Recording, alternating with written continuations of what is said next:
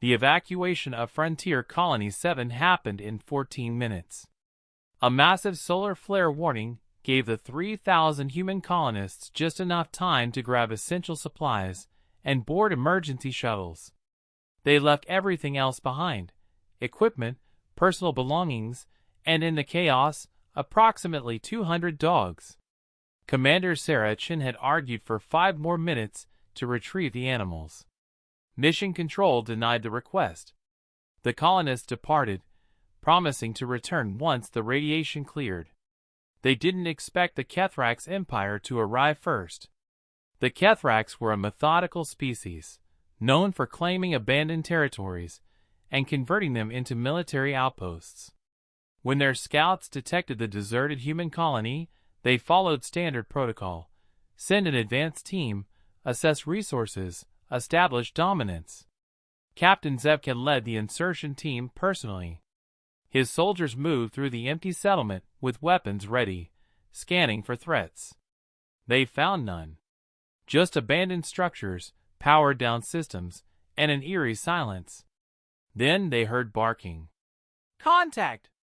Lieutenant Karzik shouted, weapon raised toward a building entrance. What emerged was not a threat the Kethrax tactical database had prepared them for. A golden retriever bounded out of the residential complex, tail wagging so enthusiastically his entire back half wiggled. He spotted the armored aliens, and did what golden retrievers do best: decided they were new friends who clearly needed greeting. "Hold fire," Zevkin commanded as the creature approached at high speed. "Analyze this organism."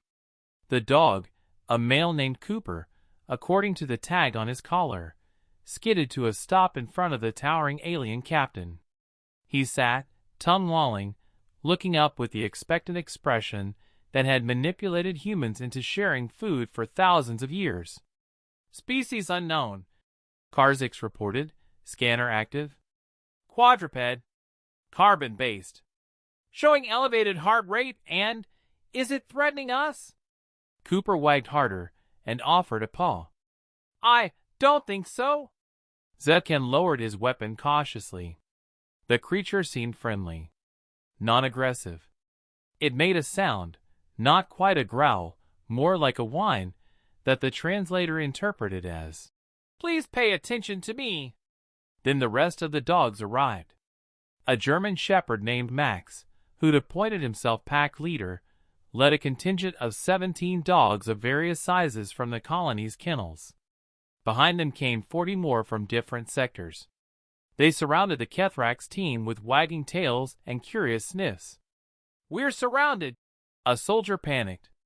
"They're not attacking," Zevkin observed, bewildered as a corgi named Pancake rolled over, exposing his belly in the universal signal of, "Please give belly rubs." For the next 3 hours, the Kethrax Empire's elite military force was systematically conquered by Earth's domesticated canines. Cooper brought his favorite tennis ball and dropped it at Zevkin's feet. The captain, confused by this offering, picked it up. Cooper barked excitedly. Zevkin threw it reflexively. Cooper retrieved it and brought it back, staring with intense focus. "Captain," Karzik said slowly, "I believe you've entered into some kind of ritual contract with this creature." "What do I do?" "Throw the sphere again, apparently." 15 minutes later, Captain Zevkin was playing fetch while his soldiers were similarly occupied.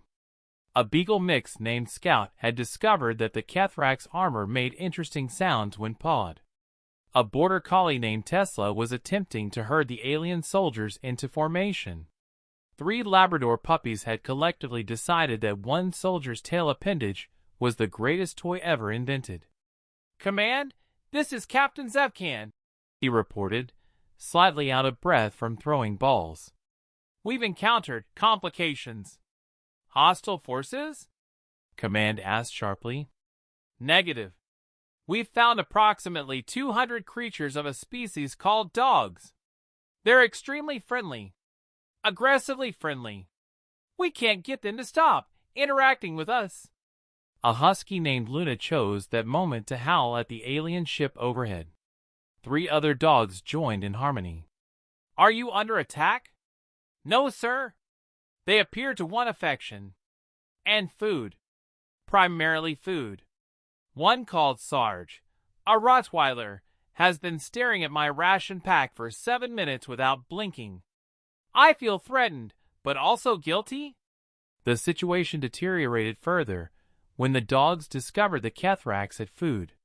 What followed was a masterclass in canine manipulation tactics refined over 40,000 years of domestication. Puppy eyes, gentle paw touches, strategic positioning near eating soldiers, small sad whines. The Kethrax military training had not prepared them for this. They've weaponized cuteness, Lieutenant Karzix reported, sneaking food to a terrier mix named Buttons. I am fully aware I am being manipulated, but I cannot stop myself from sharing rations. By evening, the invasion force had been completely compromised. Soldiers sat in groups with dogs draped across their laps. Captain Zevkin had 4 dogs sleeping against him. Max the German Shepherd had established himself as the liaison between species, moving between groups to ensure everyone was properly supervised.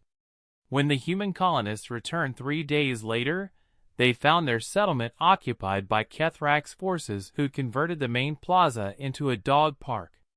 Soldiers were throwing frisbees, belly rubs were being administered, and someone had jury-rigged a ball launcher that sent tennis balls incredible distances. What's happening here? Commander Chen demanded, approaching Captain Zevkin, who was brushing Cooper. We're establishing a diplomatic outpost, Zevkin said with dignity, while Cooper licked his face. Your creatures are clearly an advanced form of psychological warfare. We've decided an alliance is preferable to conflict. Our dogs? Yes. We've analyzed their capabilities. They've broken our soldiers' discipline in under 4 hours using nonviolent tactics we cannot counter. They've created emotional bonds that make aggression psychologically impossible. He paused as Pancake the corgi waddled over and demanded attention. Your species domesticated these remarkable beings. We wish to negotiate for puppy access. The Kethrax Empire became humanity's staunchest allies after that. The official treaty included cultural exchange programs, trade agreements, and a clause guaranteeing Kethrax worlds would receive breeding pairs of various dog breeds. Commander Chen's official report stated, First contact achieved through accidental dog diplomacy. Recommend establishing formal canine ambassador program. Dogs have successfully prevented interstellar war. Again. In the margins, she'd added, note to self, never underestimate what a golden retriever with a tennis ball can accomplish. The galaxy would learn what humans had known for millennia. You can't stay mad at someone whose dog likes you. Peace was easier with tail wags.